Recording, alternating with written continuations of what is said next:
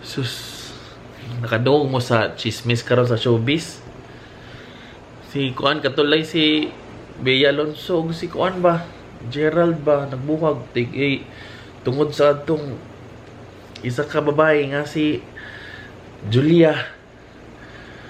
Sus, Ginoo ko.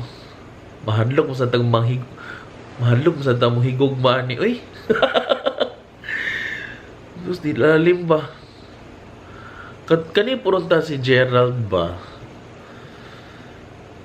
Kung dili ka happy dong sa imong karelasyon, hawa na lang ta. Dili na mag-cheat-cheat, uy. Yawa ka man siguro. Di kani puronta si Julia. Ikaw, Mads, kay kabalo man ka nga nanay trato si Gerald, wala na lang puronta ka nag-apil-apil kay di mo na binuhatan sa taro nga tao, eh. Tanawa. Di, aside sa napasakitan ni mo si Bea, napasakitan po ni mo ang feeling sa mga fans. Ya, napasakitan po gini mo si Joshua. Bugo ni bayhana, eh. Ikaw po ta, Gerald, pauna-una ka ba? Gamita ang imong otok, dili imong otin. Laog sa kikag talib, uy. Taro nga rago ni mong pagkatao diha. Katan ora ba ang Ginoo? No. Sus, Ginoo ko.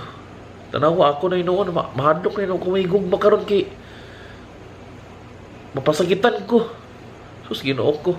Wala ba rin ko kabalo kung say buhaton ako ba kung o say mabutaw sa utok ba kung magselos ko. Sus, porbida. Sus, Ginoo ko, pasensya gipasayloag ko sa mga words, no, kay pero kanang daghan lagi ko na-realize karong adlaw ba tungod na nang balita, ah. Sus, di lalim, uy. Ay, kadlok ba na? So, ako nanghinaot lang ko, no, nga I know there are a lot of Bea Alonso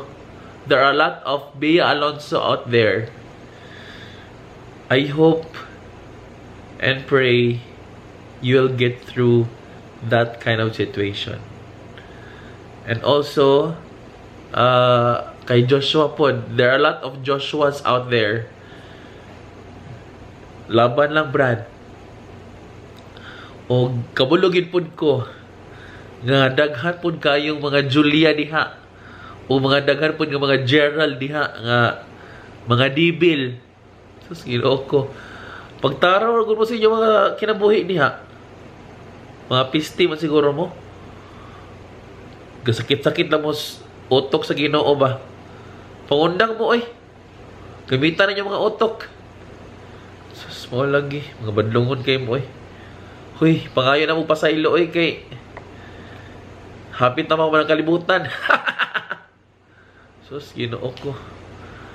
Sus, mo na ulaw sa inyong ginikanan? Mo na ulaw sa inyong mga kaugalingon? Mga manyak, mga dibil. O sige na, oy. Sige na.